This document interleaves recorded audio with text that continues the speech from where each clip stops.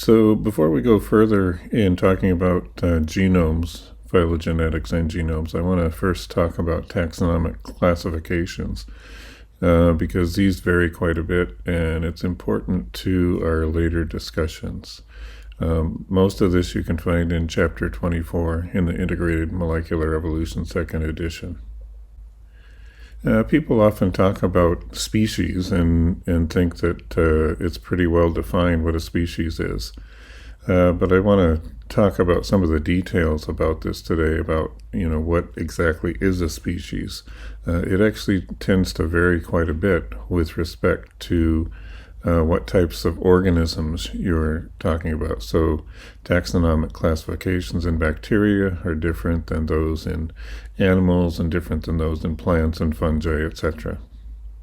In the Linnaean system, that is, Linnaeus devised a system in the 1700s for defining a genus and a species. We've used this system extensively to classify organisms, going from kingdom, phylum, class, order, family, and then genus and species. However, you can further subdivide these into subkingdom, subphylum, etc., and subspecies down to the variety level and down to isolate. So there's quite a bit of latitude in how to define each one of these categories.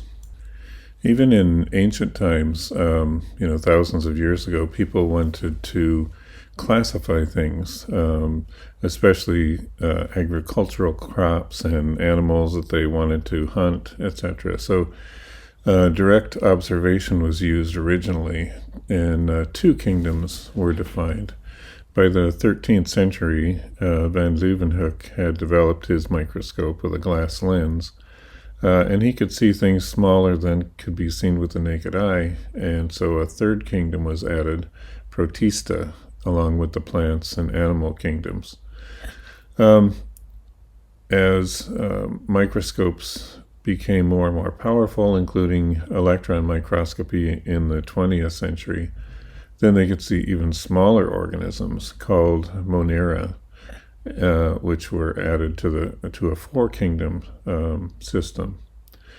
Eventually, those were split off when they could see that eukaryotes had nuclei, and the prokaryotes at that time that were seen had no nucleus. So that was recognized as a major difference between those. So that time then they were called empires rather than kingdoms. And the kingdoms were still Monera, Protista, Plantae, and Animalia.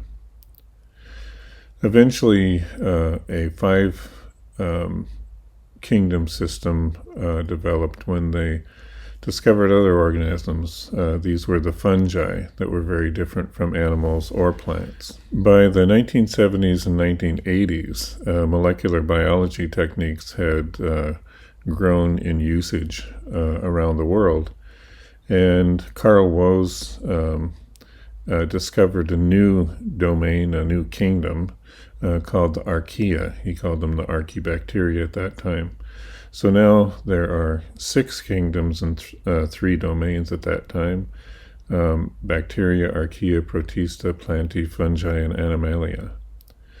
And eventually others were added to this, including kingdom Excavata, kingdom Chrome alveolata, which has actually been split now into Stramenopiles and Alveolata, Rhizaria, Archaeplastida, which are the plants, amoebozoans, and Opisthokonta, which includes animals and fungi.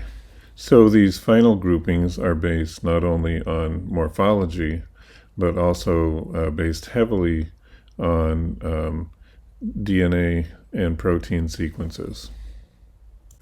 Phylograms have been produced from these DNA and protein sequences, this one primarily from ribosomal DNA sequences. So you can see the bacteria there and the archaea that split off before getting to the eukaryotes, which include the excavata, the Chrome alveolata, the Rhizaria, Archaeplastida, amoebozoa, and Opisthocontes. So we're way up here in the animals, and Saccharomyces yeast is over here. Trypanosomes are down here, and E. coli is over here.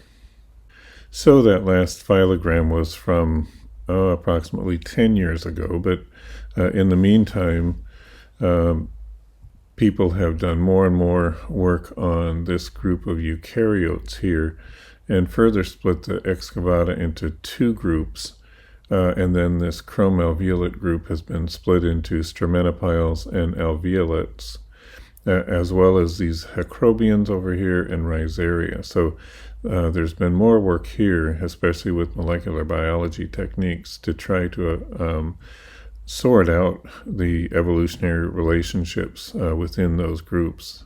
Many of them look very similar, and so morphologically it's been difficult to sort those relationships out. This diagram shows that we don't know a lot more than we do know. On the top, it's the number of described species, and so those are the red bars. And then on the bottom, the estimated total number of species based on several factors. I won't go into how they actually determine these, but up above in the Coleoptera, the beetles, etc., you can see that over 500,000 species have been described, but there are likely over 3 million species of Coleoptera. And then going down through Hymenoptera, dipteras, flies, arachnids, etc., you can see that the number of species that have been identified is far less than the number of estimated species that are extant, that is, living species on Earth right now. Just to give you an example, down here with fungi, about 30,000 species have been described, but it's been estimated there are about 1.5 million species of fungi. So right now about 1.7 to almost 2 million species have been described, but it's been estimated that there are over 12 to 13 million species extant, that is, living right now on Earth. And I don't know if you noticed, but the vertebrates make up a very small group of organisms on Earth. Species have been described in several different ways. So Ernst Mayr said that species are groups of interbreeding natural populations that are reproductively isolated from other such groups or other species. But this is seldom tested.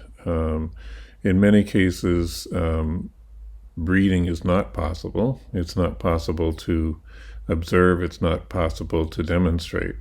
So most descriptions of species are based on their morphological and or their molecular characteristics, and that's occurring more and more these days. So a couple of different ways to describe a species. One is a biological species, that is, where reproduction has been demonstrated. A morphological species is based only on characters, so these are just descriptions of those organisms and their characters in various parts of their life cycles.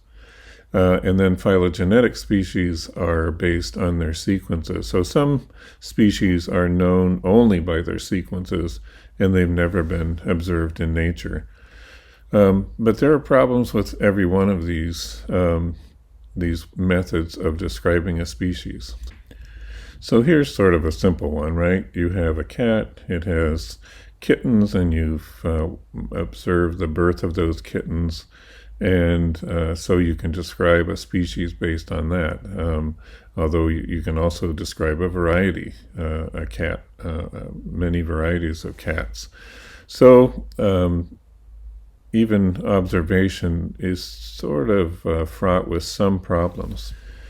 And here's part of the problem. So these are cat varieties from around the world, and a phylogram of those. So you can see the pedigree or the genealogy of each one of these, going from the Sphinx over there to the Norwegian forest cat, over here the Persian, the Russian blue, Egyptian, etc. So there are a lot of varieties. So just trying to describe these as species morphologically would be difficult, would be problematic. But observing the breeding of these cats, then you can say, well, they're all one species, they interbreed. And some cats can be interbred, that is, you can breed with a different species of felis and come out with reproductively capable offspring. So in that case, you have a hybrid. So what's the species in that case? In dogs, the genus Canis, there's a similar problem. So you can look at all these dogs. There's big ones, small ones, long hair, short hair, curly hair, anything you want. And these have been bred by humans for all these characters. This occupied an entire chapter of Darwin's Origin of the Species, talking about these breeds. But they can also interbreed, forming hybrids, and humans can actually do this too. Here are a number of different varieties and species in the Canis genus, and dogs are up here. All of the solid arrows indicate breeding, which can occur to form hybrids and reproductively capable hybrids. So dogs can breed with gray wolves, with red wolves, with coyotes, with dingoes, and with golden jackals, and then other breeds can also breed between. In fact, coyotes can breed with gray wolves, and they have to form coy wolves, which actually occur in this area in the northeastern U.S. and southeastern Canada. So those are sort of in between, and they have characters in between the two, and they have behaviors that are between wolves and coyotes also.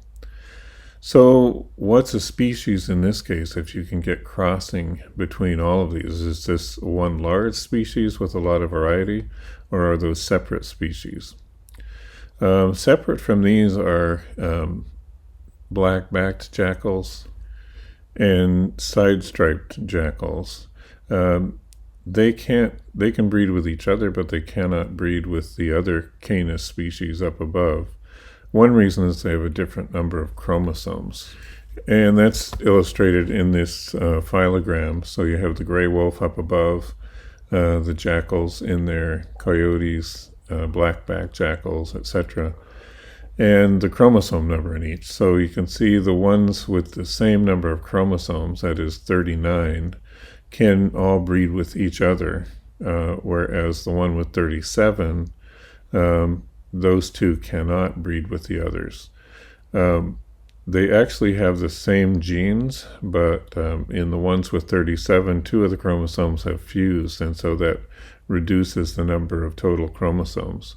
The outgroup species at the bottom are red fox and Arctic fox. Red fox, depending on where they live, have from 35 to 39 chromosomes. So some of them can actually interbreed and some of them can't, even though they're all red foxes. And the Arctic fox has only 25 chromosomes, so it can't interbreed with any of the other species. So a similar case is true for humans. You have quite a bit of morphological variation around the world. So if a Martian or someone came to this planet and described the different humans around the world, he or she might describe them as being different species. And in some ways, they sort of are, in that there have been different hybridization events. Homo sapiens didn't just breed with other Homo sapiens, but they bred with several other different species of Homo over the hundreds of thousands of years that they've existed. This is a map of some of the movements of humans and the hybridization events in humans over the past 200,000 years. So it's clear that Homo sapiens originated from a small population, probably fewer than 100 individuals, in the middle of Africa. But then they started spreading out from there, and they started hybridizing also with other species. So one of the initial hybridization events was here on the western coast of Africa. And then as soon as some groups of humans moved out of Africa into the Arabian Peninsula, they began hybridizing, mating essentially with Neanderthals in the Arabian Peninsula area. And then a group of those humans moved further east into India, and then eventually hybridized with a group called the Denisovians, which were another branch of Neanderthals that were in Central Asia at that time.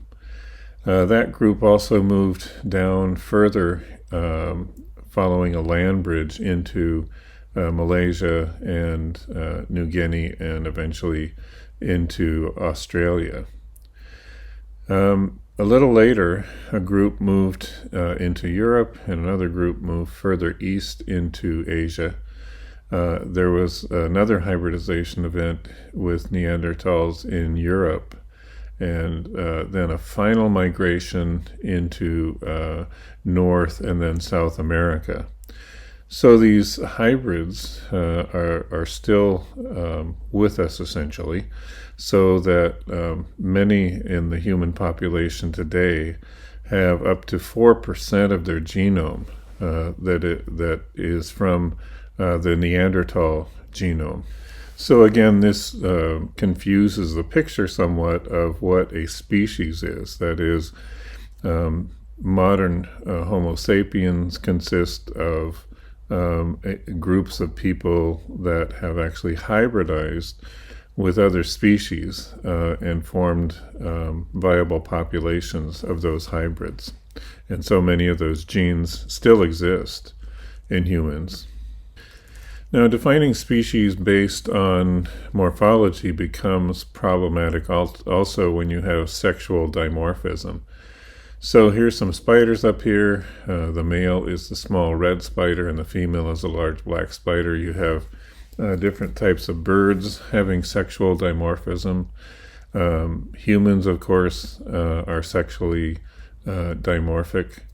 Lions, etc. So again, if someone were coming to the Earth for the first time, an alien was coming to the Earth for the first time, would probably describe each one of these, male and female, as different species rather than the same species, unless you could observe reproduction within that group. This sexual dimorphism also occurs in many plants. So holly trees are dioecious, that is, they're separate male and female plants. So the male flowers are on one plant, and they have only anthers and no stigmas and ovaries. And then the females, on the other hand, have no anthers, no pollen, but they form carpels with ovules and ovaries inside of those. So again, if you were to describe these, and most plants are described based on their flowers and other morphological characters, you might identify these as, or describe them as two different species, unless you could observe reproduction in them. Fungi turn out to be notoriously difficult to identify and study. They often have many forms that they can take depending on the environmental conditions. And also they have an imperfect stage, that is a non-sexual, non-reproductive stage, and a perfect stage when they have a reproductive phase. So this illustrates the point a little bit that there are dimorphic fungi. The top one here, Blastomyces, at 25 degrees will grow one way in hyphae, in a hyphal form, but at 37 degrees, when it infects a human, it will grow as yeast cells. Coccidioides can grow at different temperatures in different forms, depending on whether it's in the soil or whether it's in a human body. Histoplasma also, and the last one down there, also have different forms that they'll take depending on whether they're growing in the soil or whether they're growing inside of a human. Opportunistic fungi can have many forms depending on the growth conditions. And there are also some fungi that are called pleomorphic. That is, they have 3 or more different forms that they can take.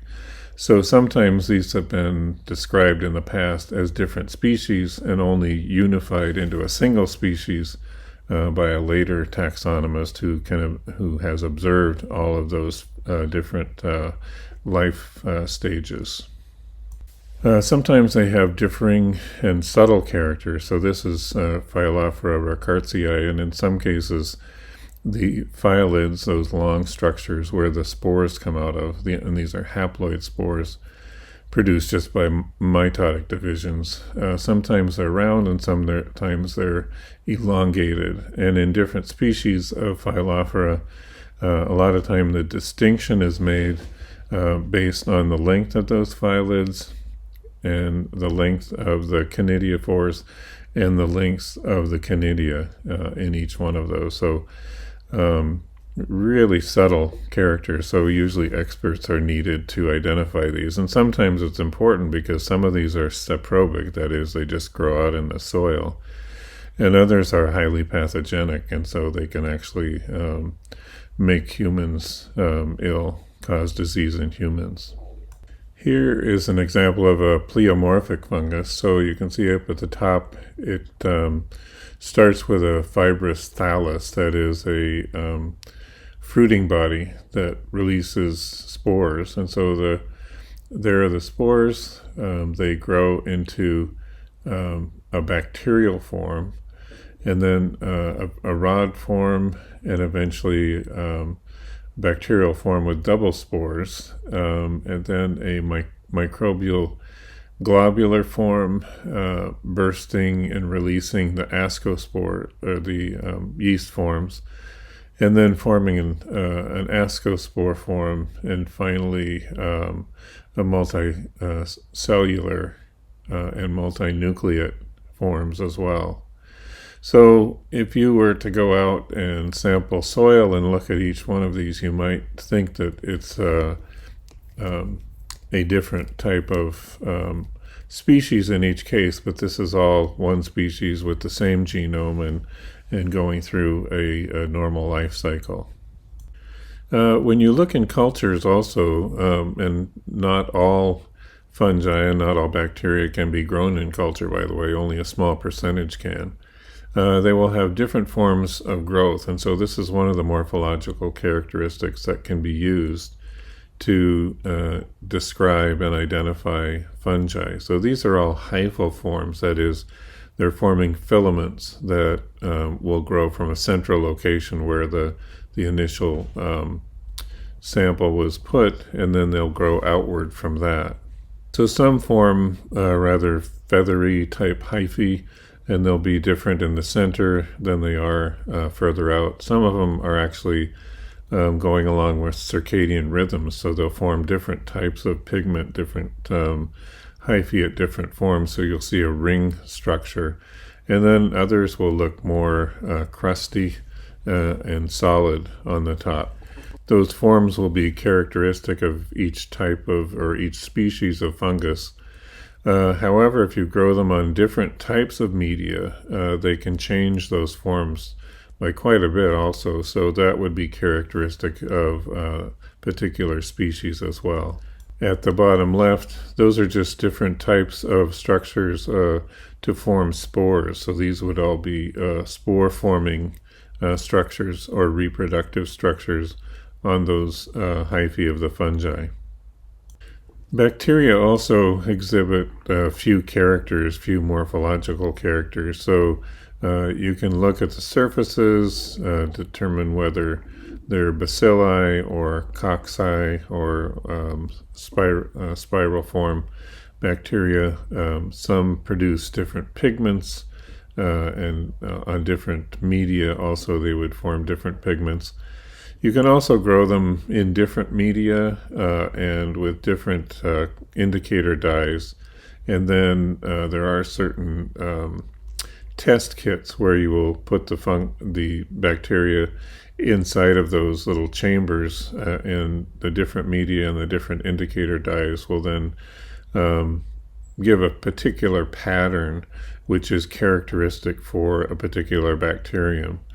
However, you have to use these with caution because these are produced to identify known bacteria. So if it's an unknown bacteria, it could give a false reading so that you think it's a known bacteria when really it's an unknown, but it reacts similarly to a known bacteria. This is a phylogenetic tree indicating some of the problems of identification within the species Escherichia coli. It's related to Shigella, and it's also related to Salmonella, which Salmonella is up at the top. So you can see E. coli K12 and W3110 in the middle have a smiley face because you have those in your gut now, and they are actually doing good things for your digestion. So those are friendly bacteria, but you have there are other E. coli strains, 0157, down here, which are quite deadly. So if you happen to eat some hamburger with 0157 in it, it could kill you. So these are all called E. coli, but they're definitely have some major differences. Down below, there are a couple of others. There are urinary and avian strains, which are pretty much innocuous. And then up on top, you can see that even E. coli 0157 and K12 are both related to Shigella, and that causes severe diarrhea. So although a lot of things are called E. coli, they are not the same species. They're very different in their activity within an organism. Also, to illustrate how different these E. colis are from one another, and they probably aren't a single species, but a species group, a group of species within Escherichia, is that 60 complete genomes have been sequenced, and the genome size of K12 is about 4.6 megabases of DNA, and it has about 4,300 genes. However, if you look throughout all of the E. colis, they can range greatly in their genome size, and the entire pangenome, that is, all of the genes so far that have been identified in those 60 complete genomes, is about 16,000. So that's approximately 4 times as many as are just found in K12. Again, indicating that this is not a single species. So moving back to vertebrates, there's something called convergent evolution also in placental mammals versus marsupial mammals. So at the bottom you can see a wolf and a Tasmanian wolf, which is a marsupial mammal. They occupy similar habitats and act similarly, but they've been separated by millions of years of evolution. So you can describe species based on their morphology, but unless you can observe some of their reproduction, you might be confused on exactly what the species is. The mouse there's a mammal mouse and a marsupial mouse, and they both, again, at least superficially, have very similar morphological characters. Here's a similar example in that these frogs, the leopard frogs, Rana pippins, if you go to different locales, you can't really tell the difference between these frogs based on their morphology. But then if you try to breed them, they cannot breed. So these are what are called cryptic species in that they exhibit many of the same characters or exactly the same characters, but they cannot interbreed. Therefore, it's probably more than a single species. These have been separated for some time and have speciated. Here's an example of a hybridization that leads to parthenogenesis. So in the genus Nematophorus. On the left-hand side, Ineratus, that species breeds true, produces offspring, the same, getting the male and female to mate and having offspring that look the same. Tigris on the right-hand side, the same. You have males and females leading to fertile eggs, and those develop into C. tigris individuals. However, you can breed the two, Ineratus and tigris, and they do breed out in nature. And you get Neomexicanus. The only thing about Mexicanus, only females are produced. And the females lay eggs that are produced by non-sexual means, that is by parthenogenesis. So they all are clones of the female. So in this case, are these three different species? That is Neomexicanus a species? It was a hybrid, or it is a hybrid, but then it produces more of its kind, that is only females, by parthenogenesis. So can that be called a species or a hybrid, or what would that be called? There are other organisms that produce by parthenogenesis too, including honeybees, Komodo dragons, and aphids. Some of those I've talked about before. Here are a few other examples of organisms that reproduce by parthenogenesis, including the Komodo dragon, which I just mentioned, bonnethead sharks, as well as some other sharks, water fleas, some geckos, certain types of grasshoppers, and other insects as well, mulga trees, and other types of trees as well. Here are the aphids again. I've shown this slide before, where in the summer the only thing that's produced are clones of the females that have been hatched from eggs in the spring. Later, by just in a few cases, males are produced primarily by losing one of the X chromosomes to become haploid in that sex chromosome.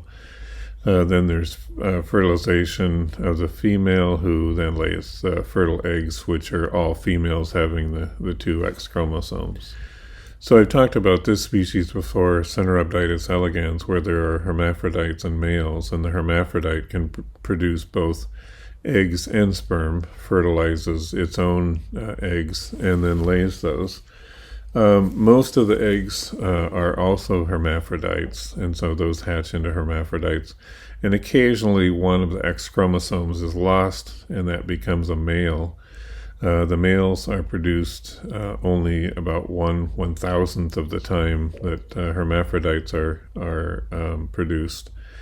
Occasionally there is outcrossing of a male, so it fertilizes the hermaphrodite, and then this then causes some new mixing of genes in those individuals to produce eggs that have a slightly different genotype. Although there are some Cenorhabditis species that appear to have no males and may not have had outcrossing or any males produced for millions of years. So there are those as well. So again, you have some confusion in how reproduction is done, both in plants, in fungi, and in animals. Some bacteria, and this is Wolbachia here, that are symbionts of different arthropods, also can alter the sex ratios that can also confuse species identification and species descriptions. So in every case here, the infected one, that is the parent with the Wolbachia, is in red, and the one that's not infected is in gray. In the species on the left, when you have an infected female who mates with a male, then most of the offspring are infected females or infected hermaphrodites, with only a few males being produced. The next one over causes those organisms only to reproduce by parthenogenesis, and there are no males in that species.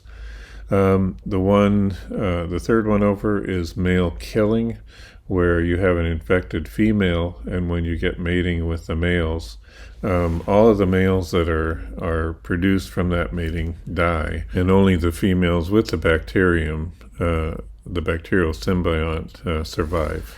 And finally, in some cases where the female carries the bacterial symbiont and the male does not, all of the progeny, both male and female, are infected with the symbiont. But if the converse cross is made, that is, there's an infected male and a non-infected female, all of the progeny die. So this can really change the sex ratios and alter the description of the species and the identification of those species. So finally we come back to these descriptions of what is a species, and going from Ernst Mayr, who said that the species are interbreeding natural populations that are reproductively isolated. There's a little confusion in that. It's tested infrequently and is very time-consuming usually. Most descriptions are based on morphological and molecular characters. These can sometimes be confusing also. So what I've put down at the bottom is species as a convenient human construct that consists of genetically related organisms that can produce offspring. The organisms have a common set of homologous genes and can be identified by such genes. The genes change constantly over time, and thus the species naturally evolves into other related species, or they go extinct. So what I'm trying to say is just it's a convenient construct so that we can talk about different genetically related organisms and make some sense about their genealogy and their evolution. Okay, so that's the end of this part. The next presentation is on phylogenetics, and that's the first part of that. It'll be in 2 parts. Okay, talk to you later.